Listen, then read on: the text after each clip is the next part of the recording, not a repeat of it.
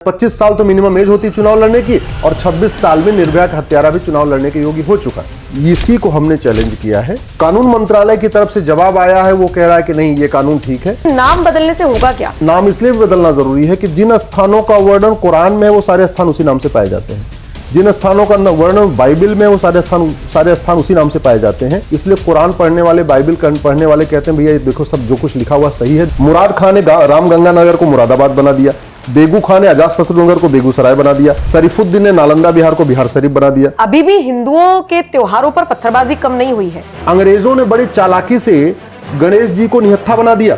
गणेश जी की यात्रा में अगर 200 लोग भी कुल्हाड़ी लेके चल रहे हो, किसी की हिम्मत नहीं पड़ेगी पत्थरबाजी करने। अगर हम तिहाड़ जेल की ही बात कर लें तो ऐसे ऐसे खुलासे हो रहे हैं तिहाड़ जेल के अंदर जो कुछ भी होता है, और वहां पर जो तैनात रहे हैं वो अधिकारी कर रहे हैं। एयर होस्टेस भी अलाउ कर दी गई। मैं इंटरव्यू सुन रहा था, वो तो बता रहे हैं कि 2-2, 3-3 बार एयर होस्टेस आती थी, शराब की बोतलें लेके आ रही थी। तिहाड़ भारत की सबसे सुरक्षित जेल मानी जाती है, सबसे स्ट्रिक्ट जेल मानी जाती है, और तिहाड़ में ये हो रहा है। तो आप सोचो ना बंगाल की जेल में क्या हो रहा होगा, कर्नाटक की जेल में क्या हो रहा होगा। नमस्कार, बहुत बहुत स्वागत है आप सभी का। आप देख रहे हैं एनएमएफ न्यूज, आपके साथ मैं हूं नम्रता चौधरी। बड़ी अजीब विडंबना है कि हमारे देश में नियम तो है लेकिन अलग अलग लोगों पर अलग अलग तरीके से अप्लाई होते हैं। मसलन अगर कोई आरोपी साबित हो जाए और वो सरकारी नौकरी में है तो तुरंत निलंबन, प्राइवेट नौकरी तक मिलना मुश्किल हो जाता है। लेकिन यही सारी चीजें नेताओं पर उस तरीके से एप्लीकेबल नहीं होती हैं। ज्यादा से ज्यादा क्या होता है कि अगर मान लीजिए किसी नेता पर कोई आरोप साबित हो जाए, मैं सांसद और विधायक की बात कर रही हूं, और 2 साल की सजा उनको सुना दी जाए, मतलब 2 साल से एक भी दिन कम, तो वो बच जाएंगे। लेकिन अगर 2 साल की सजा का प्रावधान हो जाए तो सांसदी जा सकती है, और तब तो तरह तरह की बातें होती हैं। वो भी कितने टाइम के लिए? 6 साल के लिए उन पर वो सारी चीजें, वो सारे नियम लागू होते हैं। आजीवन क्यों नहीं? उन्हें पार्टी बनाने का अधिकार उनसे क्यों नहीं लिया जाता? पार्टी में बने रहने का अधिकार उनसे क्यों नहीं लिया जाता? सिर्फ सांसदी या उनका पद? इसी को लेकर आज हम चर्चा करेंगे, क्योंकि सुप्रीम कोर्ट में जब बहस हुई तो केंद्र सरकार का इस पर क्या रिएक्शन था, इसी को लेकर आज हम चर्चा करेंगे, विस्तार से समझेंगे। भूल चूक में मैंने कुछ इफ एंड बट कह दिया हो तो वो भी समझेंगे, क्योंकि सुप्रीम कोर्ट के अधिवक्ता अश्वनी उपाध्याय जी मेरे साथ मौजूद हैं। स्वागत है सर आपका। धन्यवाद सर। मैं जितना पढ़ पाई और समझ पाई मैंने ब्रीफ करने की कोशिश की। आप विस्तार से समझाइए कि एक नियम अलग अलग लोगों के लिए अलग अलग तरीके से अप्लाई क्यों होता है, और ये सुप्रीम कोर्ट में क्या बहस हुई है? मैंने 2016 में पीएल फाइल किया था नम्रता जी, कि जो लोग सजा याफ्ता हैं इनके चुनाव लड़ने, पार्टी बनाने, पार्टी पदाधिकारी बनने पे आजीवन प्रतिबंध होना चाहिए। आज की डेट में कोई आदमी अगर सरकारी नौकरी में है, वो सिपाही है, हवलदार है, थानेदार है, पेशकार है, कलेक्टर है, कप्तान है, कुछ भी है, अगर उसको 2 दिन की सजा हो जाए तो आजीवन वो नौकरी नहीं कर सकता। आज की डेट में किसी को 2 दिन की सजा हो जाए तो लोग प्राइवेट नौकरी में भी नहीं रखते, होमगार्ड भी नहीं वो बन सकता है। वहीं दूसरी तरफ ये 1950 का बना हुआ कानून जो अंग्रेजों ने बनाया था, हमने उसको कॉपी पेस्ट करके कंटिन्यू किया। ये कानून ये कहता है कि 2 साल तक की सजा होने पर भी सांसद विधायक पे कोई रोक नहीं लगेगी, चुनाव लड़ने पे कोई रोक नहीं लगेगी। जब 2 साल से ज्यादा की सजा होगी तब चुनाव लड़ने पे केवल 6 साल की रोक लगेगी। आप सोचिए, एक तरफ पब्लिक सर्वेंट जो कलेक्टर है, कप्तान है, या प्रोफेसर है, या डॉक्टर है, या इंजीनियर, उसको 2 दिन की सजा हो जाए, आजीवन वो अपनी नौकरी से उसको टर्मिनेट कर दिया जाएगा। दूसरी तरफ 2 साल तक की सजा हो तो भी सांसद विधायक बनने पे कोई रोक नहीं। 2 साल से ज्यादा की सजा हो तब केवल 6 साल का बैन है। हमने उसको सुप्रीम कोर्ट में चैलेंज किया है। हमने कहा है कि ये नहीं, ऐसा नहीं होना चाहिए। अच्छा, चुनाव लड़ने पे तो 6 साल का रोक है, पार्टी बनाने और पार्टी पदाधिकारी बनने पे कोई रोक ही नहीं है। उदाहरण के लिए चौटाला साहब को सजा हो गई, चुनाव लड़ने पे रोक लग गई, लेकिन वो पार्टी अध्यक्ष बन के बैठे हुए थे। लालू यादव को सजा हो चुकी है, वो चुनाव नहीं लड़ सकते, लेकिन पार्टी अध्यक्ष बन के बैठे हुए। शशिकला को सजा हुई तमिलनाडु में, वो चुनाव नहीं लड़ सकती, पार्टी अध्यक्ष बन के बैठी हुई हैं। मधु कोड़ा पार्टी अध्यक्ष बन के बैठे हुए हैं। ऐसे भारत में कई लोग ऐसे हैं जो सजा याफ्ता है, वो होमगार्ड नहीं बन सकते, चपरासी नहीं बन सकते, क्लर्क और क्लर्क नहीं बन सकते, लेकिन वो पार्टी बना बना के पार्टी अध्यक्ष बन के बैठे हुए हैं, दूसरों को चुनाव लड़ा रहे हैं। इसी को हमने मांग किया है। उसका सबसे बड़ा कारण यह है कि दुर्भाग्यवश भारत के संसद में इलेक्शन रिफॉर्म के ऊपर कभी चर्चा ही नहीं हुई। इस घटिया कानून के ऊपर कभी चर्चा नहीं हुई। ये 1950 में बना हुआ था, उस समय की अलग परिस्थितियां थी, आज की बिल्कुल अलग परिस्थितियां हो चुकी हैं। और भारत में कुल कितने सांसद विधायक हैं? 5000, 4200 विधायक हैं और 800 सांसद हैं, लोकसभा राज्यसभा मिला के। क्या इस देश में 800 अच्छे लोग नहीं मिल सकते? जो सजा याफ्ता लोग हैं उनको हम कह रहे हैं कि नहीं तुम 6 साल, केवल 6 साल रुको, उसके बाद चुनाव लड़ जाओ। इसमें एक और बड़ी दिक्कत है, जैसे लोकसभा चुनाव लड़ने की उम्र 25 साल है। 14-15 साल में अगर कोई आदमी हत्या कर दे, बलात्कार कर दे, इस तरीके का कोई काम कर दे, करते भी आजकल घटनाएं ऐसी भी आ रही हैं, 16 साल 17 साल में मर्डर कर रहे हैं, बलात्कार कर रहे हैं, ड्रग स्मगलिंग कर रहे हैं, तो उनका जो केस चलता है वो एज ए जुवेनाइल चलता है। उनको सजा मैक्सिमम 3 साल की होती है। वो हत्या कर दे, बलात्कार कर दे, कुछ भी कर दे। जैसे निर्भया का जो हत्यारा था एक, वो जुवेनाइल था, वो 3 साल में छूट गया। तो 16 साल में हत्या किया, 17-18 साल में सजा हुई, 3 साल वो जेल में रहा, 3 साल जेल में रहा यानी 21 साल में बाहर आ गया, 6 साल उसके ऊपर प्रतिबंध लगा, यानी 26 साल में चुनाव लड़ने लायक योग्य हो गया। 25 साल तो मिनिमम एज होती है चुनाव लड़ने की, और 26 साल में निर्भया का हत्यारा भी चुनाव लड़ने के योग्य हो चुका है। इसी को हमने चैलेंज किया है। सुप्रीम जो कानून मंत्रालय की तरफ से जवाब आया है वो कह रहा है कि नहीं ये कानून ठीक है और चुनाव लड़ने पे 6 साल का प्रतिबंध बहुत पर्याप्त है। हमारा ये कहना है कि बिल्कुल ये पर्याप्त नहीं है। और ये जो बात मैं कह रहा हूं इसको वेंकट चलैया कमीशन कह चुका है, जो पूरी दुनिया का सबसे बढ़िया जुडिशियल कमीशन माना जाता है, जो अटल जी के समय बना था। जो बात मैं कह रहा हूं कि सजा याफ्ता के चुनाव लड़ने, पार्टी बनाने, पार्टी पदाधिकारी प्रतिबंध होना चाहिए, इसको लॉ कमीशन कई बार कह चुका है, इलेक्शन कमीशन कई बार कह चुका है, और भी राजनारायण कमेटी कह चुकी है, गोस्वामी कमेटी कह चुकी है। कम से कम 10 से ज़्यादा जुडिशियल कमीशन और एक्सपर्ट कमेटी भारत में बनी है जिन्होंने कहा था कि इस कानून को बदलिए, इलेक्शन रिफॉर्म करिए।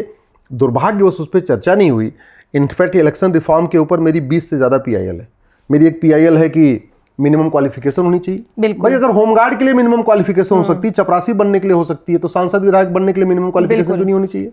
मैक्सिमम एज लिमिट क्यों नहीं होनी चाहिए सांसद विधायक बनने के लिए? अगर टीचर बनने के लिए एक टीचर एलिजिबिलिटी टेस्ट हो सकता है, तो सांसद विधायक बनने के लिए एक लेजिस्लेचर एलिजिबिलिटी टेस्ट क्यों नहीं होना चाहिए? कि स्क्रीनिंग होनी चाहिए, क्योंकि अल्टीमेटली उनको कानून बनाना है। वो चाहे विधायक हो चाहे सांसद हो, वो अगर अनपढ़ हैं, अनाड़ी हैं, गंवार हैं, उनको कुछ संविधान के बारे में नहीं पता, नियम कानून के बारे में पता नहीं, तो संसद विधानसभा में करेंगे क्या?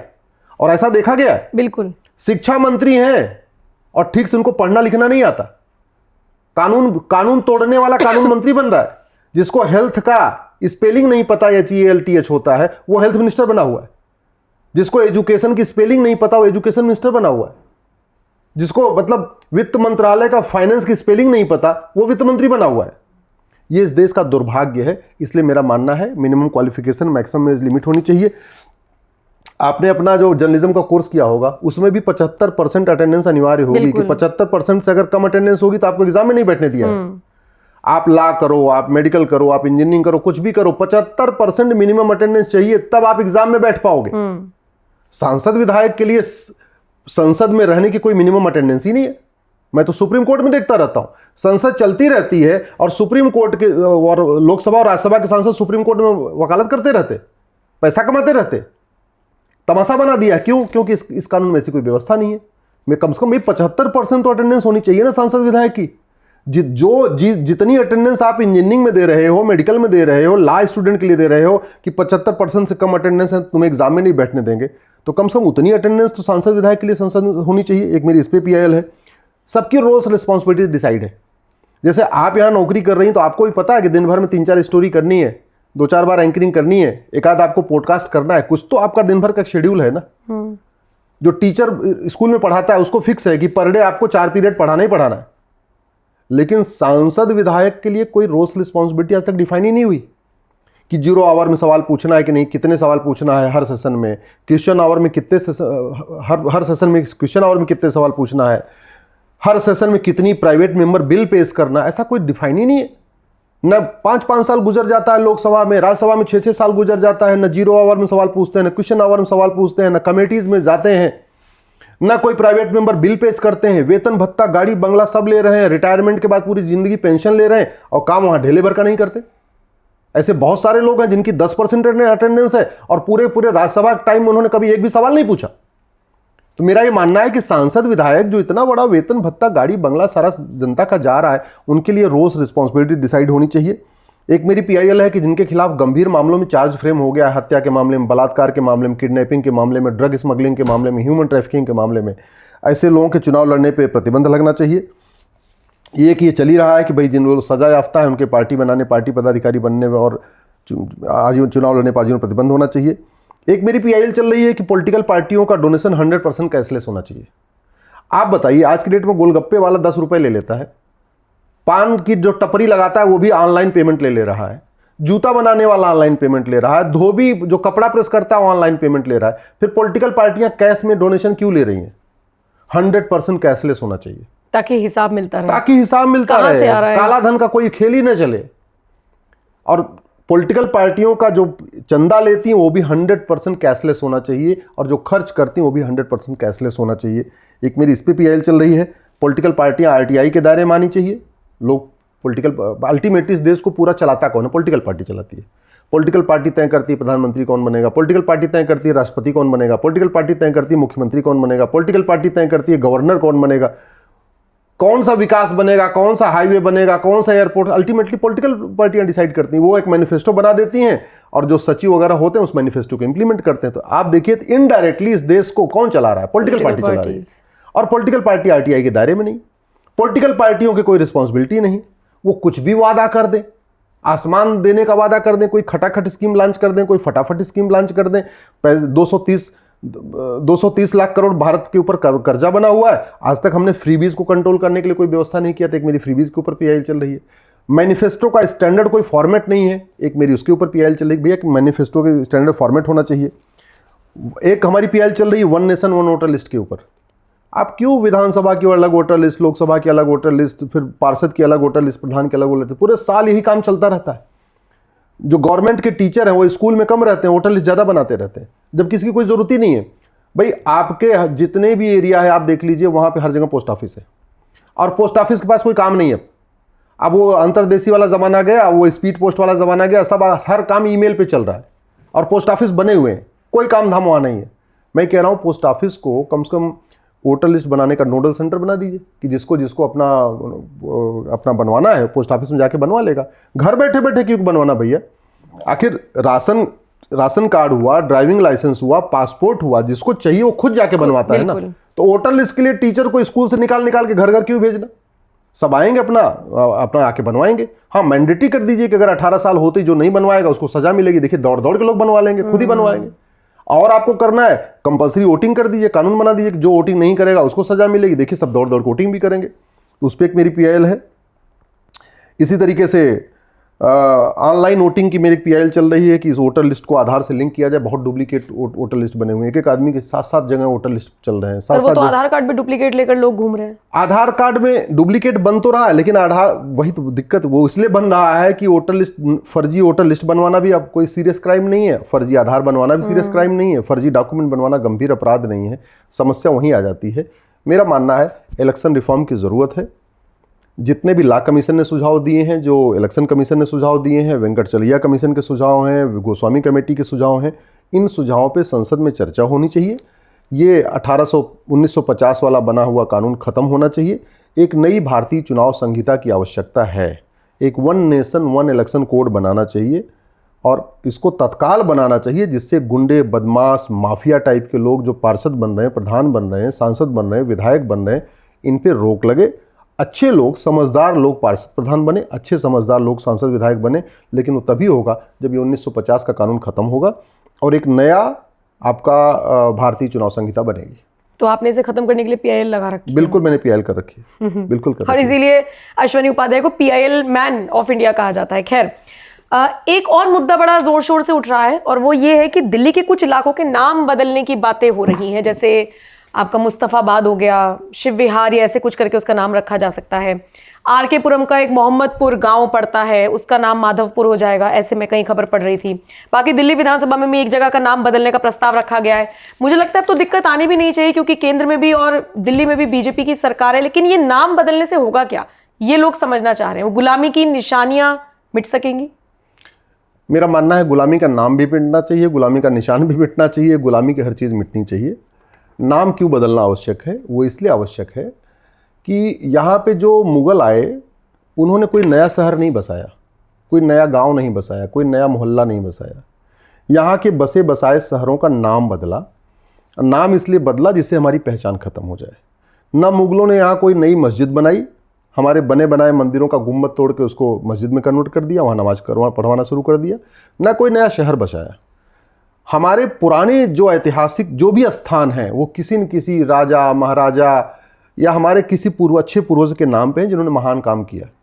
हम उनको जान ही नहीं पाते। क्यों? क्योंकि नाम बदल दिया उस स्थान का। अब जैसे नजफगढ़ को नाहरगढ़ अगर बनाएंगे तो कम से कम पूरे देश के लोग नहीं, कम से कम नाहरगढ़ के लोग तो जानेंगे कि राजा नाहर सिंह कौन थे। अभी तो लोग नजफ जान रहे। इसलिए नाम बदलना जरूरी है। नाम इसलिए भी बदलना जरूरी है कि जिन स्थानों का वर्णन कुरान में है वो सारे स्थान उसी नाम से पाए जाते हैं। जिन स्थानों का वर्णन बाइबल में है वो सारे स्थान उसी नाम से पाए जाते हैं। इसलिए कुरान पढ़ने वाले, बाइबल पढ़ने वाले कहते हैं भैया ये देखो सब जो कुछ लिखा हुआ सही है, देखो क्योंकि जो जो स्थान लिखा हुआ है वो सब मिल रहे हैं। हमारे साथ क्या हुआ? महाभारत में 5 गांव का वर्णन है। भगवान कृष्ण ने कहा था 5 गांव दे दो, युद्ध नहीं होगा। दुर्योधन को, आपको कहानी याद होगी ना। कौन सा गांव था? एक था इंद्रप्रस्थ। अब इंद्रप्रस्थ आपको भारत के नक्शे ढूंढिए नहीं मिलेगा क्योंकि तो दिल्ली बन गया। एक गांव था तिलप्रस्थ। अब तिलप्रस्थ आपको भारत के नक्शे पर नहीं मिलेगा क्योंकि फरीद खान ने उसको फरीदाबाद बना दिया। एक गांव था गजप्रस्थ। अब गजप्रस्थ नहीं मिलेगा क्योंकि गाजी खान ने गजप्रस्थ को गाजियाबाद बना दिया। एक गांव था सोनप्रस्थ, वो सोनीपत हो गया। एक गांव था पानप्रस्थ, वो पानीपत हो गया। व्याघप्रस्थ बागपत हो गया। तो वो पुराने जब हम नाम बदलेंगे तो हमारा जो पौराणिक, हमारे जो पुराणों में लिखा हुआ है, वेदों में लिखा है, महाभारत में लिखा है, उससे हमारी कनेक्टिविटी बनेगी। हम अपने पूर्वजों को जान पाएंगे। उदाहरण के लिए हमारा एक शक्तिपीठ है कीर्तेश्वरी। हमारे 51 शक्तिपीठ है, उसमें एक शक्तिपीठ तो पाकिस्तान में है, हिंगलाज। 5 शक्तिपीठ बांग्लादेश में है, बाकी 45 शक्तिपीठ भारत में है। उनमें से एक शक्तिपीठ है कीर्तेश्वरी जहाँ माता का मुकुट गिरा था। अब आप कीर्तेश्वरी भारत में ढूंढिए, कीर्तेश्वरी नहीं मिलेगा क्योंकि उसको मुर्शिद खान ने मुर्शिदाबाद बना दिया। एक हमारा शक्तिपीठ है विंध्याचल। अब विंध्याचल आप ढूंढिए नहीं मिलेगा क्योंकि मिर्जा खान ने उसको मिर्जापुर बना दिया। परशुराम जी के पिताजी का नाम था महर्षि जमदग्नि। अब जमदग्निपुरम ढूंढिए नहीं मिलेगा क्योंकि जौना खान ने उसको जौनपुर बना दिया। हमारा जो महाभारत में एक जो पहले पांडवों को वनवास हुआ, फिर अज्ञातवास हुआ था। अज्ञातवास में वो विदेह में रुके थे 1 साल तक अपनी पहचान छुपा के। अब विदेह आपको भारत के नक्शे पे नहीं मिलेगा क्योंकि होशियार खान नाम के लुटेरे ने विदेह को होशियारपुर बना दिया जो पंजाब में पड़ता है। ऐसे ही आपका फर्रुख खान, जहाँ पांचाली जहाँ पैदा हुई द्रौपदी, पांचाली को फर्रुख खान ने फर्रुखाबाद बना दिया। अब आप पांचाल ढूंढते रहिए, पांचाल आपको भारत के नक्शे पे कहीं नहीं मिलेगा, जबकि महाभारत में पांचाल का वर्णन है। हम इसलिए द्रौपदी को पांचाली कहते हैं। तो पांचाली का जन्म स्थान आपको पांचाल के नाम से नहीं मिलेगा। क्यों? क्योंकि फर्रुख खान ने उसको फर्रुखाबाद बना दिया। मुराद खान ने रामगंगा नगर को मुरादाबाद बना दिया। बेगू खान ने अजातशत्रु नगर को बेगूसराय बना दिया। शरीफुद्दीन ने नालंदा बिहार को बिहार शरीफ बना दिया। दरभंग खान ने द्वारबंगा को दरभंगा बना दिया। हाजी शमसुद्दीन ने हरिपुर को हाजीपुर बना दिया। जमाल खान ने सिंह निजानी को जमालपुर बना दिया। अहमद शाह ने कर्णावती को अहमदाबाद बना दिया, और जिसको अहमदाबाद कहते हैं इसका वास्तव प्राचीन नाम कर्णावती है। रानी कर्णावती बहुत ही प्रसिद्ध रही हैं अपने साल में, उनका शासनकाल बहुत ही अच्छा माना जाता है।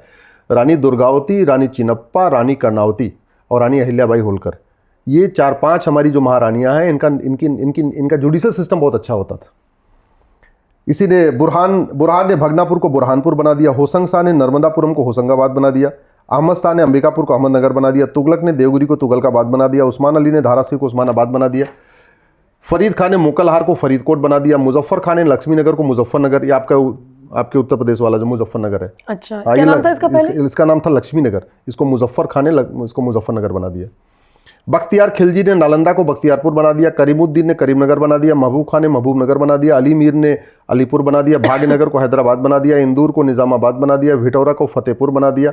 हरिगढ़ को अलीगढ़ बना दिया, आपका जो अलीगढ़ है ये। अंबिकानगर को अमरोहा बना दिया, जो अमरोहा है इसका नाम अंबिकानगर था। आर्यमगढ़ को आजमगढ़ बना दिया। जसनौल को बाराबंकी बना दिया। गाजीपुर को गाजीपुर बना दिया। हमारे पास कानून भी है, prevention of insult to national honour, ये हमारे नेशनल ऑनर के खिलाफ है। हमारे पास कानून भी है, एंशिएंट मोनूमेंट एक्ट।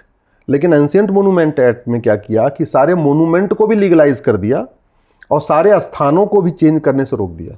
मेरा मानना है ये दोनों कानून बदलने चाहिए और एक नया भारतीय नामकरण संहिता बनानी चाहिए। हर चुनाव के पहले 2 नाम बदल के कोई फ़ायदा नहीं, इससे केवल पॉलिटिकल लाभ होता है। इसका परमानेंट इलाज ये है, एक भारतीय नामकरण आयोग बनाया जाए। इसमें मेरी PIL भी हमने फाइल किया सुप्रीम कोर्ट में। सुप्रीम कोर्ट ने बोला हमारा काम नहीं, तो सरकार का काम है। एक भारतीय नामकरण आयोग हो, एक भारतीय नामकरण संहिता हो, एक उसमें एक्सपर्ट कमेटी बना दिया जाए। वो देश भर में ऐसे कितने स्थान हैं, करीब 1000 के आसपास स्थान हैं, उनके नाम बदले गए। उन 1000 स्थानों का बाकायदा पुराना क्या नाम है, एक झटके में बदल दें, खत्म करें। भाई अल्टीमेटली ये नेशनल ऑनर एक्ट बना पार्लियामेंट में, ये एंशिएंट मोनूमेंट एक्ट बना पार्लियामेंट में, इन दोनों एक्ट को खत्म भी पार्लियामेंट कर सकती है। भारतीय नामकरण आयोग भी पार्लियामेंट में बन सकता है, भारतीय नामकरण संहिता भी पार्लियामेंट में बन सकती है। एक ही झटके में खत्म कर दे, हमेशा हमेशा के लिए विवाद खत्म हो जाएगा। हम क्या करते हैं, एक एक नाम बदलते रहते हैं, एक एक नाम बदलते रहते हैं, तो रोज वो कहते नहीं खुरपेच चलती रहती है, फिर वो खामखा विवाद चलता रहता है, फिर तू मैं चलेगा, आरोप प्रत्यारोप चलेगा। एक झटके में खत्म कर दिया, जितना विवाद होगा एक ही साथ हो जाएगा, बाद में खत्म हो जाएगा। गुलामी का नाम भी मिटाना चाहिए, गुलामी का निशान भी मिटाना चाहिए। गुलामी के नाम मिटाने के लिए भी मैंने PIL फाइल किया, गुलामी का निशान खत्म हो, इस पर मेरी PIL है। तो फिर तो दिल्ली का नाम भी इंद्रप्रस्थ कर देना चाहिए। बिल्कुल, दिल्ली का नाम इंद्रप्रस्थ होना चाहिए। और संविधान में जो इंडिया शब्द लिखा हुआ, इंडिया का हमसे दूर दूर का कोई लेना देना नहीं। ये इंडिया खत्म होना चाहिए, एक देश एक नाम होना चाहिए। पूरी दुनिया में कोई भी देश ऐसा नहीं जिसका 2 नाम हो। अरब का नाम अरब है, दुबई का नाम दुबई है, कुवैत का नाम कुवैत है, बहरीन का नाम बहरीन है, चीन का नाम चीन है। किसी का 2 नाम नहीं है। दुर्भाग्यवश भारत का 2 नाम चल रहा है, और वो भी संविधान में आज तक पड़ा हुआ है। इसलिए संविधान का आर्टिकल 1 भी बदलना चाहिए, उसमें से इंडिया शब्द हटा देना चाहिए। और दूसरा, हमारी राजधानी इंद्रप्रस्थ होनी चाहिए, दिल्ली नहीं होनी चाहिए। मैं आशा करता हूँ अब तो दिल्ली में भी BJP की सरकार बन गई है, मुख्यमंत्री जी इसका ध्यान लेंगे, इस पर विधानसभा में चर्चा करेंगे, विधानसभा में प्रस्ताव पास करके इसको एक साथ में चेंज करना चाहिए। आप जरा कल्पना करिए, जब नाम हो भारत और राजधानी होगी इंद्रप्रस्थ, कितना हमारा प्राचीन गौरव बहाल होगा। मेरठ हस्तिनापुर हो जाए, सोचिए कितना बढ़िया। मेरठ से क्या लेना देना, मेरठ हमारे कहीं प्राचीन हमारे न पुराणों में है न कहीं पे है। मेरठ किस नाम से पहचाना जाए, हस्तिनापुर के नाम से। अब हस्तिनापुर एक छोटा सा वहाँ मोहल्ला टाइप का हो गया, मेन इसकी पहचान मेरठ हो गई। क्यों भैया, कायदे से मेरठ का नाम हस्तिनापुर होना चाहिए। अच्छा, ये नामकरण तो चलिए हो जाएगा, या जो भी सरकार इस पर ध्यान देगी वो तो देखने वाली बात होगी, लेकिन अभी भी हिंदुओं के त्योहारों पर पत्थरबाजी कम नहीं हुई है। हालांकि अगर मैं इसमें उत्तर प्रदेश की बात करूं तो हमने देखा संभल में महाशिवरात्रि को लेकर जो पूरी शोभा यात्रा निकली वो बड़े शांतिपूर्ण तरीके से निकली। उसी जामा मस्जिद के सामने की वो जो तस्वीरें आई, वो मतलब वो देखकर कुछ लगा कि बदलाव हुआ है, कोई पत्थरबाजी नहीं। लेकिन आप झारखंड में आ जाइए, यहां पर पत्थरबाजी हो गई। दूसरी तरफ यूपी के बरेली से ये धमकी मिली है कि अगर आप होली मनाएंगे तो लाशें बिछा देंगे। तो ये कब तक चलेगा, इस पर कब तक लगाम लगेगी? झारखंड हो चाहे यूपी हो चाहे कोई भी राज्य हो। देखिए, जब तक गुलामी की शिक्षा चल रही है तब तक ये समस्या बनी रहेगी। गुलामी की शिक्षा का मतलब क्या? मुगलों के पहले 15वीं शताब्दी के पहले भारत में कोई मदरसा नहीं था, तो मुगल आए तो उन्होंने यहाँ मदरसा खोला। अंग्रेज़ों के आने के पहले यहाँ कोई मिशनरी स्कूल नहीं था, कोई कॉन्वेंट स्कूल नहीं था। तो अंग्रेज़ आए तो उन्होंने मिशनरी स्कूल खोला, कॉन्वेंट स्कूल खोला। और मुगलों के समय में तो मुश्किल से 1 लाख मदरसा था, आज की डेट में 4 लाख मदरसा हो चुका है। आज़ादी के बाद मदरसा और बढ़ा है। अंग्रेजों के समय में मुश्किल से 1000 कॉन्वेंट स्कूल थे, आज की डेट में इनकी संख्या लगभग 4 लाख हो चुकी है जो मिशनरी स्कूल की है। जब तक गुलामी की शिक्षा नहीं बदलेगी तब तक गुलामी की सोच नहीं बदलेगी। जब तक गुलामी की सोच नहीं बदलेगी तब तक कभी यहाँ पत्थरबाजी होगी, कभी वहाँ पत्थरबाजी होगी, कभी इधर अराजकता होगी, कभी उधर अराजकता होगी। इस अराजकता को ख़त्म करना है तो सबसे पहले उस स्कूल को बदल आपको ख़त्म करना पड़ेगा जिसने पूरी दुनिया में अशांति फैला रखी है।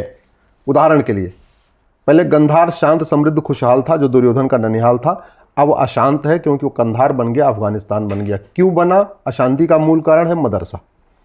कुंभा शांत समृद्ध खुशहाल था, अब वो काबुल बन गया है, अशांत बन गया है। क्यों बन गया है? डिफरेंस क्या आया? मदरसा। पर्शिया शांत समृद्ध खुशहाल था, अब ईरान बन गया, अशांत है। क्यों अशांत है? मूल कारण है मदरसा। कैके शांत समृद्ध खुशहाल था, अब वो पेशावर बन गया है, अशांत है, रोज बम धमाके हो रहे हैं। मूल कारण क्या है? मदरसा। बालिक शांत समृद्ध खुशहाल था, वो बल्ख बन गया, अशांत है। कंबोज शांत समृद्ध खुशहाल था, बदक्सा बन गया, अशांत है। सुवास्तु शांत समृद्ध खुशहाल था, स्वात घाटी बन गया, अशांत है। तक्षशिला जो दुनिया का सबसे प्रमुख एजुकेशन का हब हुआ करता था, जहाँ तक्षशिला विश्वविद्यालय हुआ करता था, जहाँ आचार्य चाणक्य अर्थशास्त्र पढ़ाया करते थे, अब वो रावलपिंडी बन गया है, रोज वहाँ बम धमाके हो रहे हैं। तक्षशिला क्यों शांत समृद्ध खुशहाल था? क्योंकि वहाँ तक्षशिला विश्वविद्यालय था, वैदिक गुरुकुल शिक्षा व्यवस्था थी। अब अशांत क्यों है? क्योंकि गुरुकुल वैदिक व्यवस्था खत्म हो गई, वहां खुल गए मदरसे। आपका तुर्की अशांत है, आपका यमन अशांत है, आपका कांगो अशांत है, आपका ईरान अशांत है, आपका इराक अशांत है, आपका सूडान अशांत है, आपका इजिप्ट अशांत है, आपका सीरिया अशांत है, आपका बांग्लादेश अशांत है, आपका फिलीपींस अशांत है, आपका सोमालिया अशांत है, आपका पाकिस्तान अशांत है, आपका नाइजीरिया अशांत है, आपका तजाकिस्तान अशांत है, अफगानिस्तान अशांत है। क्यों? क्योंकि वो जो पढ़ाया जा रहा है, जो टीचिंग दी जा रही है, जो स्कूल खुल रहा है, वो जहर घोल रहा है। बच्चों का ब्रेन वॉश किया जा रहा है, पाक नापाक की सोच दी जा रही है, हराम हलाल की सोच दी जा रही है, सबको बराबर नहीं सिखाया जा रहा है।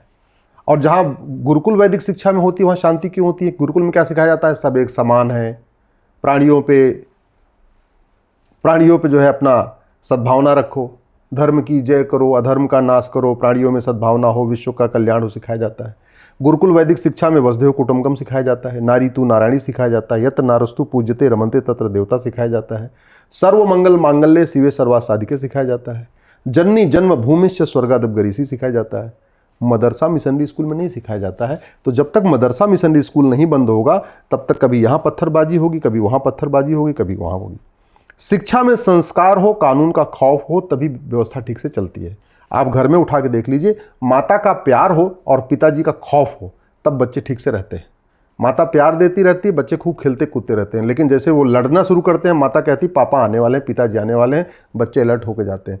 तो माता का प्यार और पिता का खौफ, ये दोनों चीज़ जरूरी है। कुम्हार देख लीजिए बर्तन कैसे बनाता है, एक हाथ अंदर रखता है, एक हाथ ऊपर से रहता है, और नीचे वाले हाथ से उठाता है मिट्टी को और ऊपर वाले हाथ से दबाता है। ये नीचे वाला हाथ शिक्षा है, ऊपर वाला हाथ कानून है, खौफ है। दुर्भाग्यवश न हमने न गुलामी की शिक्षा व्यवस्था बदला, न मदरसे बंद किए, न मिशनरी स्कूल बंद किए, न कॉन्वेंट स्कूल बंद किए, न हमने कानून का खौफ पैदा किया। ऊपर से अंग्रेज़ों ने एक आर्म्स एक्ट बनाया था भारतीयों को निहत्था करने के लिए। वो आर्म्स एक्ट हमने कंटिन्यू कर दिया। नहीं तो भारत में पहले जब परशुराम जी की जयंती होती थी तो परशुराम जी का मुख्य शस्त्र क्या है? फरसा, गड़ासा। शोभा यात्रा में निकलती थी, लोग हजार लोग गड़ासा लेके निकलते थे। शिवरात्रि जिस पे अभी हंगामा हुआ है, हजारीबाग में आगजनी हुई है, पहले शिवरात्रि होती थी, सबके हाथ जो लोग शिवरात्रि शोभा यात्रा निकालते थे उसमें 7-7 फीट का जो है त्रिशूल लेके निकलते थे। वहाँ पत्थरबाजी इसलिए हुई कि शंकर जी की शोभा यात्रा निकाल रहे थे, शंकर जी की मूर्ति तो थी लेकिन त्रिशूल नहीं था लोगों के हाथ में। अगर 1000 आदमी की भीड़ में से 200 आदमी के हाथ में त्रिशूल होता, किसी की पत्थरबाजी करने की हिम्मत नहीं पड़ती। हनुमान जयंती पे पत्थरबाजी क्यों होती है? क्योंकि हनुमान जी की मूर्ति तो होती है लेकिन जो भक्तों के हाथ में हनुमान जी की गदा नहीं होती। अगर 1000 आदमी की भीड़ में अगर ज़्यादा नहीं 200 आदमी भी एक 5-6 फुट की गदा रखें ना, कोई पत्थरबाजी नहीं करेगा। आपकी जो दुर्गा शोभा यात्रा निकलती है नवरात्रे में, पत्थरबाजी क्यों होती है? क्योंकि दुर्गा जी की मूर्ति तो होती है लेकिन भक्तों के हाथ में तलवार नहीं होती।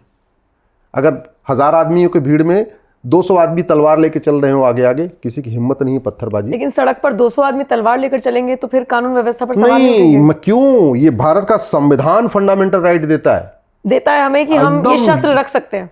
संविधान कहता है अपने फंडामेंटल राइट का आपने पालन करिए। भाई अगर गणेश जी के भक्त, जैसे गणेश जी का मुख्य शस्त्र क्या है? कुल्हाड़ी।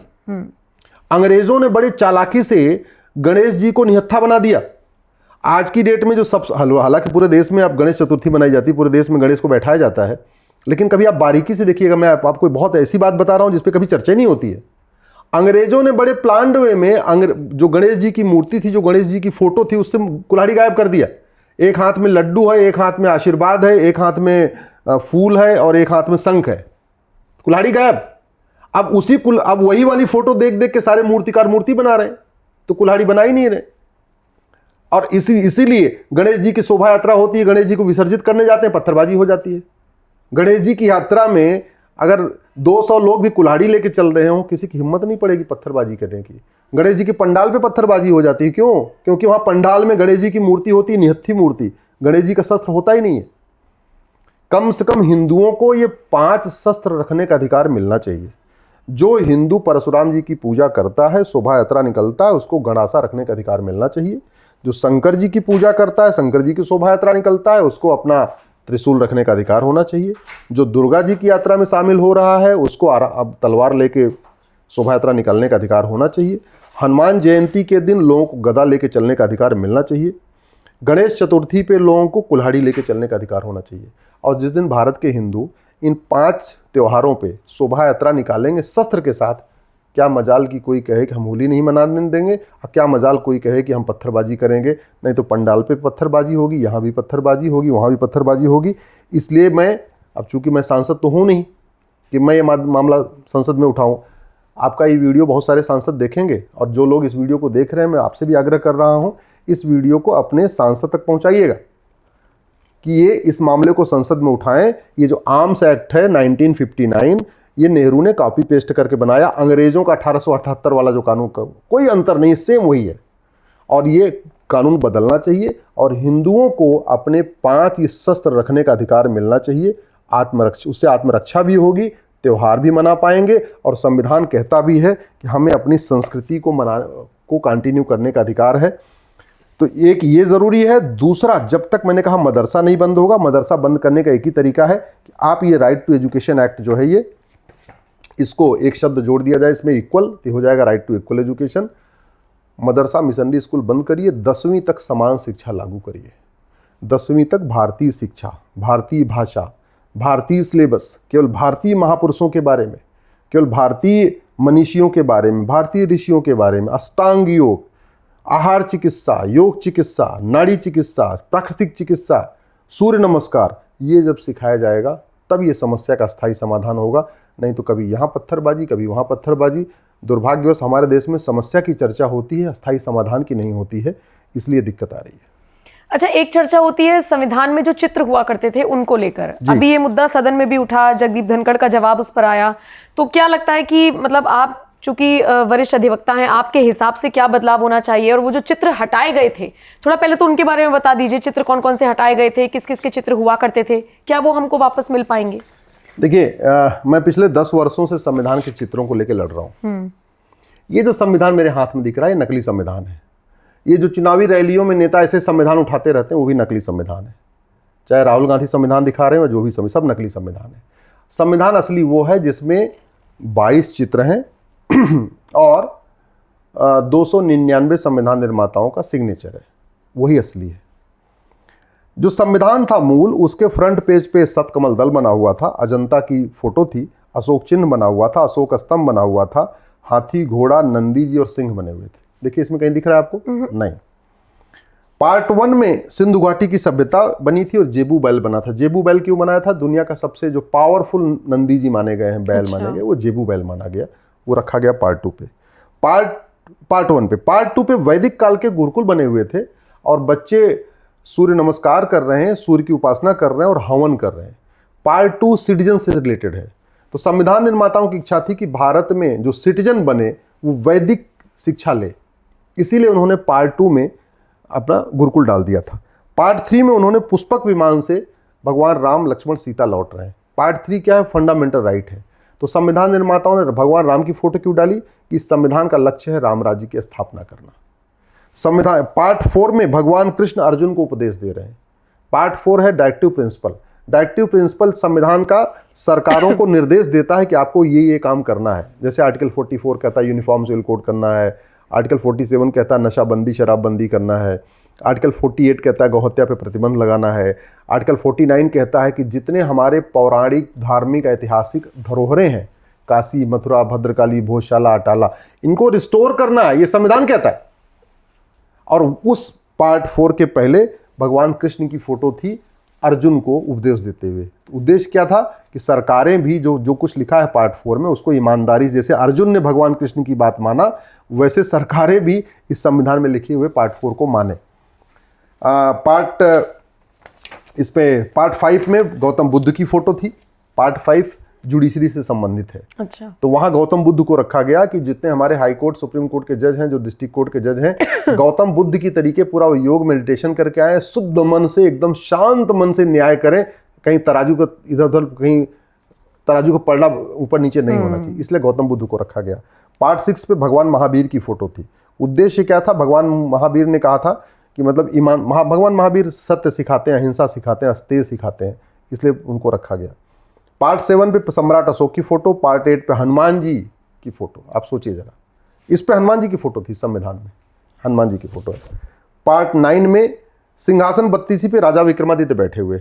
अब पार्ट 9 क्या है? पार्ट 9 है पार्षद और प्रधान से संबंधित। तो वहाँ किसकी फोटो रखा? सिंहासन बत्तीसी राजा विक्रमादित्य। मैसेज क्या देना था कि भारत के पार्षद प्रधान भी राजा विक्रमादित्य तरीके प्रतिदिन जनता दरबार लगाएंगे, खुला दरबार लगाएंगे और जनता की समस्याओं को सुनेंगे। पार्ट 10 पे नालंदा विश्वविद्यालय बना था। उद्देश्य यह था कि हमारे सारे विश्वविद्यालय हमारी प्राचीन गौरवशाली जो शिक्षा व्यवस्था उसको प्रमोट करेंगे, वैदिक कालीन शिक्षा व्यवस्था को प्रमोट करेंगे। तो पहले पार्ट 2 पे गुरुकुल दिया, फिर पार्ट 10 पे नालंदा विश्वविद्यालय दे दिया। यानी हायर एजुकेशन सिस्टम भी जो ऐसा होगा जैसे नालंदा में था, तक्षशिला में था हमारा। पार्ट 11 राजा भरत अपने घोड़े के साथ खड़े हुए हैं। दुर्भाग्यवश भारत में इंडिया नाम आज भी चल रहा है, इसलिए मैं कह रहा हूँ इंडिया शब्द हटना चाहिए। पार्ट 12 में भगवान नटराज नृत्य कर रहे हैं। भगवान नटराज को अर्धनारीश्वर माना गया कि उसमें शंकर जी और पार्वती जी दोनों हैं, तो इसलिए ये भगवान नटराज की फोटो। पार्ट 13 पे राजा भगीरथ गंगा जी को अवतरित कर रहे हैं। महाबलीपुरम का मंदिर है जो तमिलनाडु वाला है। शेषनाग, भगवान शेषनाग हैं और अन्य देवी देवता बैठे हुए हैं। पार्ट 15 पे छत्रपति शिवाजी महाराज और गुरु गोविंद सिंह की फोटो। अब पार्ट 15 क्या है? पार्ट 15 संबंधित है चुनाव से। जितनी पॉलिटिकल पार्टियां हैं वो पार्ट 15 से निकलती हैं। हम लोगों को जो वोटिंग का अधिकार मिला है वो ही पार्ट 15 से मिला हुआ है। अच्छा। तो उद्देश्य ये था कि सारी की सारी पॉलिटिकल पार्टियां छत्रपति शिवाजी महाराज और गुरु गोविंद सिंह के आदर्शों पे चलेंगी। वोटर, आम जनता ये देखेगी कौन सी पॉलिटिकल पार्टी छत्रपति शिवाजी महाराज गुरु गोविंद सिंह के आदर्शों पे बिल्कुल खरी उतर रही है, उसको हम वोट करेंगे। लेकिन फोटो गायब हो गई। फोटो गायब हो गई। आजकल तो औरंगजेब के यहाँ लोग जाके अपना माथा भी टेक रहे हैं। माथा टेकना था छत्रपति शिवाजी महाराज के पास, माथा टेकना था गुरु गोविंद सिंह जी के यहाँ, और माथा टेका जा रहा है औरंगजेब के पास। वो फोटो अगर रही होती तो ऐसी की हिम्मत नहीं पड़ती। पार्ट 16 पे रानी लक्ष्मीबाई, पार्ट 17 पे महात्मा गांधी दांडी मार्च कर रहे हैं, पार्ट 18 पे नोआखाली दंगों की फोटो थी। उद्देश्य यह था कि भारत का विभाजन हो चुका है, कितना भीषण नरसंहार हुआ था नोआखाली में, दोबारा ना हो, सरकारें ऐसे नियम कानून बनाए। पार्ट 19 पे नेताजी सुभाष चंद्र बोस सैल्यूट मार रहे हैं अपने झंडे को। पार्ट 20 पे हिमालय पर्वत। पार्ट 21 पे थार का रेगिस्तान है, उसमें ऊँट चल रहे हैं। पार्ट 22 पे समुद्र की लहरों को मात देता जहाज है। अब अगर ये सारे फोटो रहे होते तो फायदा क्या होता उसको समझिए। अगर ये सारे फोटो रहे होते तो हाई कोर्ट, सुप्रीम कोर्ट के जज मनमाना इंटरप्रिटेशन नहीं कर पाते। अगर ये फोटो रहे होते तो 1976 में संविधान में इंदिरा गांधी सेकुलर शब्द जोड़ नहीं पाते। अगर ये संविधान कहाँ रहता है, संविधान सबसे ज़्यादा कहाँ खुलता है? ये खुलता है हाई कोर्ट में, ये खुलता है सुप्रीम कोर्ट में, ये खुलता है लॉ कॉलेजेस में। तो लॉ कॉलेज में लॉ के स्टूडेंट्स को कोई इधर उधर की बात नहीं पढ़ा पाता। वो फोटो सारे बच्चे जो लॉ कर रहे हैं वो इसको पढ़ते रहते हैं। आईएएस के एग्ज़ाम में, आईपीएस के एग्ज़ाम में, जो भी ये पीसीएस, जो एसडीएम का एग्ज़ाम है या कलेक्टर कप्तान का या सचिव, जो भी लोग बनते हैं आईएएस आईपीएस के जरिए बनते पीसीएस में, उनका एक पेपर कॉन्स्टिट्यूशन का होता है। तो जब वो आईएएस आईपीएस के एग्ज़ाम की तैयारी करते तो संविधान पढ़ते तो चित्रों को पढ़ते। तो जब वो कलेक्टर बन जाते, कप्तान बन जाते, तो वो काम करते समय इन चित्रों का ध्यान रखते कि उद्देश्य क्या है, हमें करना क्या है। हमारी नैतिकता का पैमाना बहुत ऊंचा होता। हमारे बच्चों को कोई गुमराह नहीं कर पाता। चित्र रहे होते तो वामपंथ खत्म हो चुका होता। चित्र रहे होते तो यहाँ केवल और केवल राष्ट्रवाद की भावना पनप रही होती। इसलिए मैं धन्यवाद दूंगा राधा मोहन सिंह जी को, जिन्होंने संसद में आवाज़ उठाई। मैं तो सांसद हूँ नहीं कि मैं वहाँ उठाता, इसलिए कम से कम उन्होंने उठाई। मैं धन्यवाद दूंगा उपराष्ट्रपति महोदय को, जो तत्काल उन्होंने सरकार को बोला कि राधा मोहन जी बिल्कुल सही कह रहे हैं, आप बताओ ये व्यवस्था कब लागू होगी, असली संविधान कब से होगा। मैं धन्यवाद दूंगा नड्डा जी को, जो उन्होंने खड़े होकर कहा कि हम इसकी व्यवस्था करने जा रहे हैं। अब ये नकली संविधान मार्केट में नहीं आएगा, अब आएगा चित्रों के साथ आएगा, सिग्नेचर के साथ आएगा। आशा करता हूं कि 1-2 महीने के अंदर ये व्यवस्था लागू हो जाएगी और स्कूल में, कॉलेज में, हाई कोर्ट में, सुप्रीम कोर्ट में, जहां पे भी होगा असली संविधान होगा तो देश की सोच बदलेगी। हालांकि इसको काफी वक्त लगेगा। मान लीजिए अगर 2-3 महीने में बदलाव हो भी गया तो लोगों की सोच बदलने में तो कम से कम वक्त लगेगा। हाँ, सोच बदलने में, क्योंकि इतने साल से तो यही देखते आ रहे हैं ना। सोच बदलने में वक्त लगेगा, बिल्कुल ठीक है।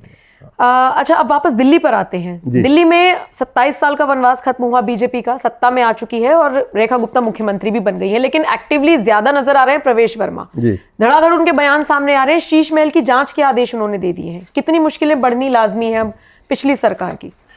मेरा मानना है इसकी पूरी गंभीरता के साथ जांच होनी चाहिए। प्रवेश वर्मा जी ने बोला है जांच होगी, मुझे विश्वास है कि इसकी जांच होगी, लेकिन मैं फिर से कह रहा हूं, आप इसको मतलब पंचवर्षीय योजना नहीं होना चाहिए। ये काम साल भर के अंदर होना चाहिए, 6 महीने के अंदर होनी चाहिए।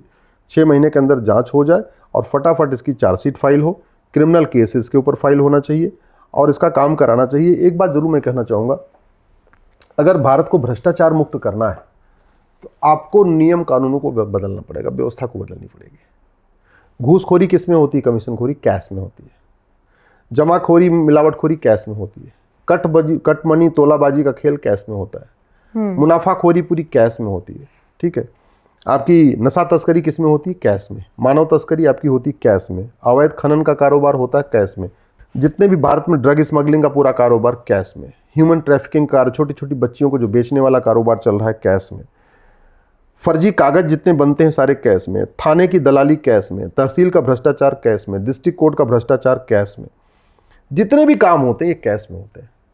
और ये भ्रष्टाचार तभी रुकेगा जब कैश बंद होगा। जितनी बड़ी नोट होती है उतना ज़्यादा भ्रष्टाचार होता है। जितनी बड़ी नोट होती है उतना ज़्यादा हवाला होता है। जितनी बड़ी नोट होती है उतनी ज़्यादा अराजकता होती है। ये आपके पश्चिम उत्तर प्रदेश में खूब असलहों का कारोबार चलता है। कैसे होता है? ऑनलाइन थोड़ी होता है, कैश में होता है। कैश को अगर हम रोक दें, हम 100 रुपए से बड़ी नोट बंद कर दें, भारत की बहुत समस्याओं का समाधान हो जाएगा। और 100 रुपए से बड़ी नोट चाहिए नहीं भारत को। भाई 80% भारतीय प्रतिदिन 100 रुपए से कम खर्च करते हैं। तो यानी 80% भारतीयों को 100 रुपए से बड़े नोट की जरूरत ही नहीं। और जो 20% भारतीय 100 रुपए से ज्यादा पर डे खर्च करते हैं उनके पास एटीएम, पेटीएम, भीम, UPI, debit card, credit card सब कुछ है। उनको 100 रुपए से बड़े नोट की जरूरत ही नहीं। ये चल क्यों रही है 500 रुपए? ये बंद होना चाहिए। 100 रुपए से बड़ी नोट बंद कर दें और 5000 रुपए से महंगे सामान का कैश लेन देन बंद कर दें। भाई ठीक है, 4999 रुपए तक जिसका एमआरपी है वो आप कैश में कर सकते हो। बिजली का बिल अगर 5000 से कम है, ठीक है, आप कैश में जमा कर दो। आप जो टेलीफोन का बिल है, जो भी और काम हो रहा है 5000 से कम है, वो आप कैश में कर दो। लेकिन 5000 से ज़्यादा है तो उसको बंद करना चाहिए। ये 100 रुपए से बड़ी नोट बंद हो जाए, 5000 रुपए से महंगे सामान का कैश लेन देन बंद हो जाए और प्रॉपर्टी को आधार से लिंक कर दिया जाए। आज की डेट में 170 करोड़ आधार बन चुके हैं, 130 करोड़ आधार बन चुके हैं। हर परिवार में आधार है। आपके घर में भी सबके पास लगभग आधार होगा। तो आधार को प्रॉपर्टी से लिंक, मान लो आपको स्कूटी खरीदना है तो आधार से लिंक कर दिया। आपको कुछ भी खरीदना है तो 50,000 रुपए से महंगा आधार से लिंक कर दिया। सरकार को बैठे बैठे पता चलता रहेगा कि नम्रता जी साल भर में कमाती कितना है और साल भर में कितने की परचेजिंग कर रही है।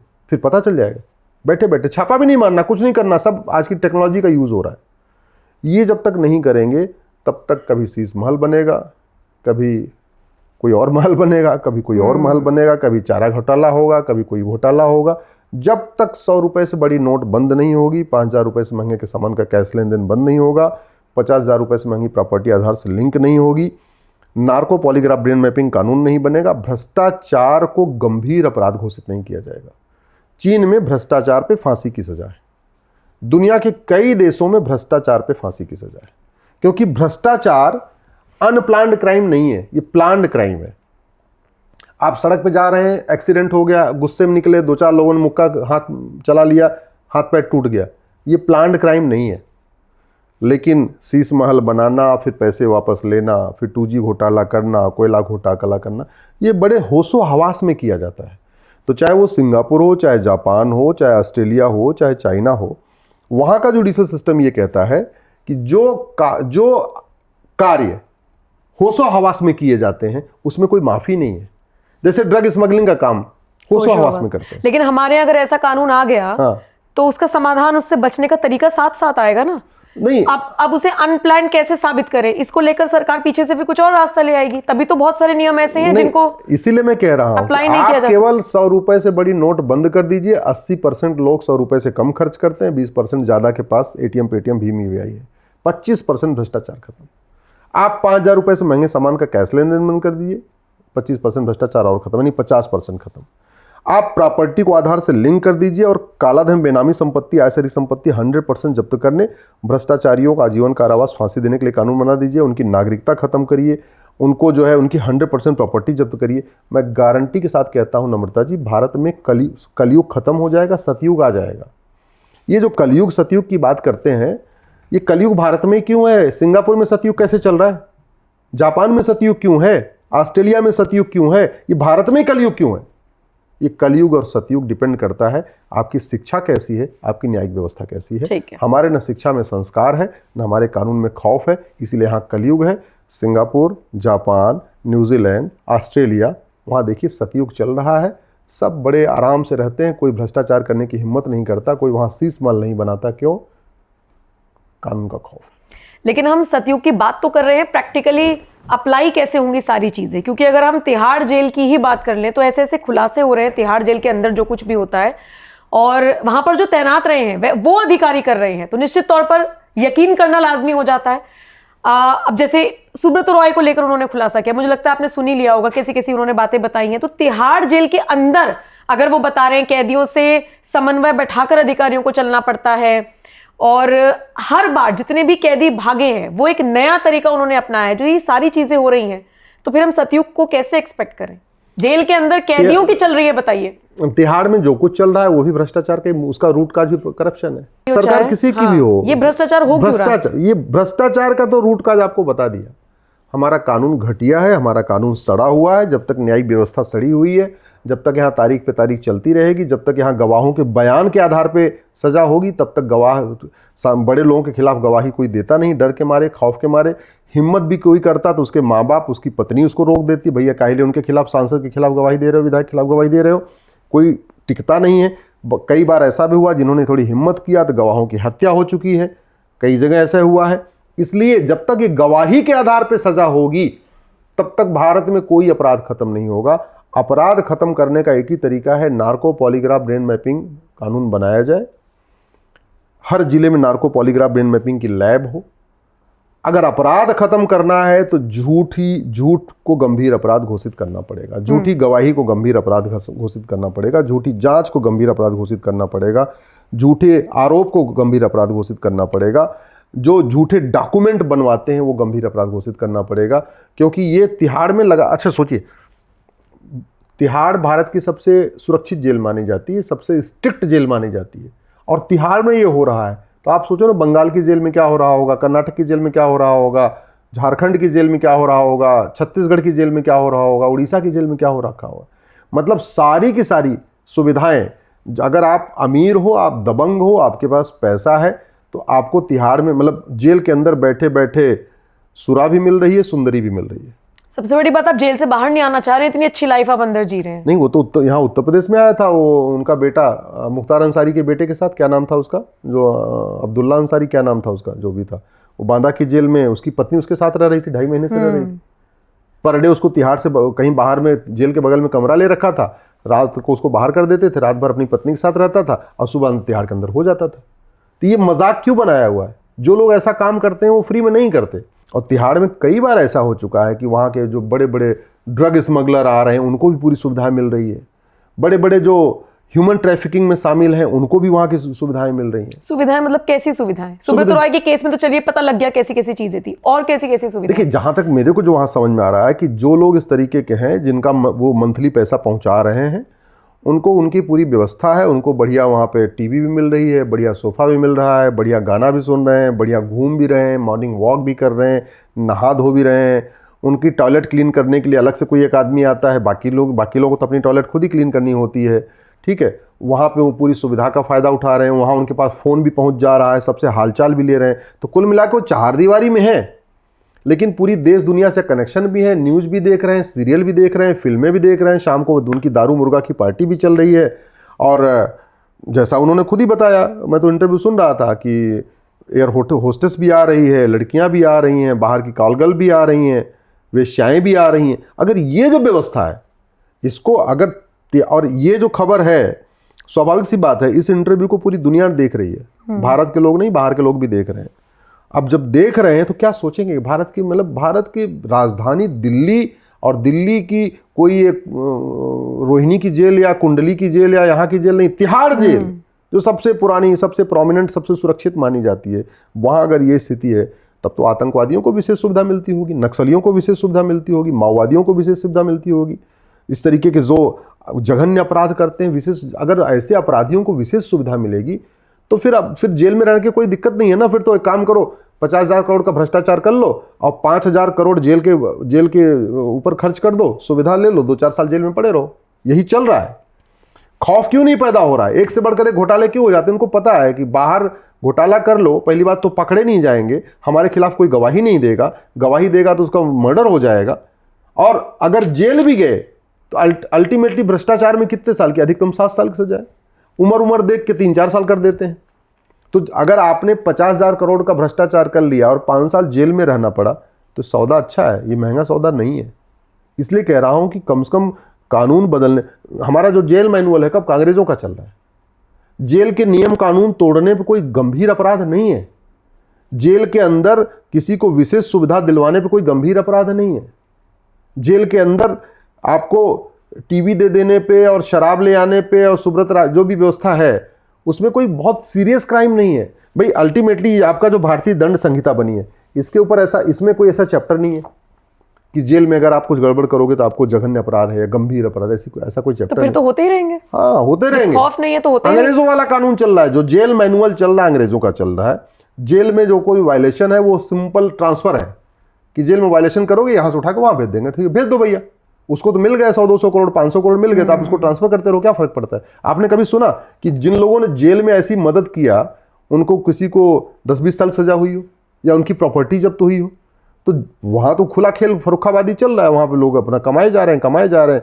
अच्छा, वहां के एम्प्लॉय भी सोचते हैं अगर मैं नहीं लूंगा तो ऊपर ये दे देगा, ऊपर से दबाव आ जाएगा, उससे ला खुद ही ले लूं, तो खुद ही ले लेके सुविधा दे रहे हैं। ये जब तक, मैं कई बार कहता हूं नम्रता जी, डॉक्टर बदलने से बीमारी ठीक नहीं होती है, बीमारी ठीक होती है दवाई बदलने से। शरीर के अंदर डॉक्टर नहीं जाता, शरीर के अंदर क्या जाती है? दवाई।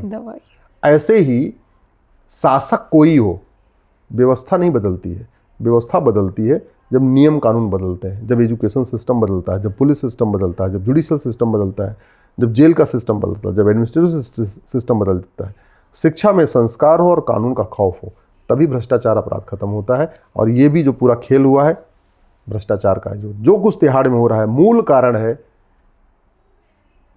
हमारा भ्रष्टाचार विरोधी कानून घटिया है। जो जेल का वायलेशन है वो कोई गंभीर अपराध नहीं है। जेल में रह के किसी को सुविधा देना, उससे पैसा ले लेना, ये कोई सीरियस क्राइम नहीं है। आज तक किसी को कोई सजा हुई नहीं है, इसलिए कानून का खौफ नहीं है। तो तमाम ऐसे मुद्दे थे जो इस वक्त देश में छाए हुए थे, उन्हीं पर हमने चर्चा की। शुक्रिया सर वक्त निकालने के लिए, स्टूडियो में आने के लिए और एक एक पॉइंट को बारीकी से हमारे दर्शकों तक पहुंचाने के लिए। अब आपका कर्तव्य ये बनता है कि आप इस वीडियो को ज्यादा से ज्यादा शेयर करें अपने भी सोशल मीडिया अकाउंट्स पर, और जैसा कि अभी सर ने थोड़ी देर पहले कहा था, अपने सांसदों तक पहुंचाइए, क्योंकि उसमें आपका ही फायदा है। आपको भी जागरूक होना पड़ेगा अपने आसपास को में परिवर्तन लाने के लिए, समाज में परिवर्तन लाने के लिए। तो बाकी ये इंटरव्यू आपको कैसा लगा हमें कमेंट सेक्शन में जरूर बताइएगा। कोई और ऐसा मुद्दा जिस पर आप चाहते हैं कि हम चर्चा करें, कमेंट सेक्शन में वो भी हमें बताना मत भूलिएगा। और बाकी थैंक यू इस इंटरव्यू को देखने के लिए। नमस्कार।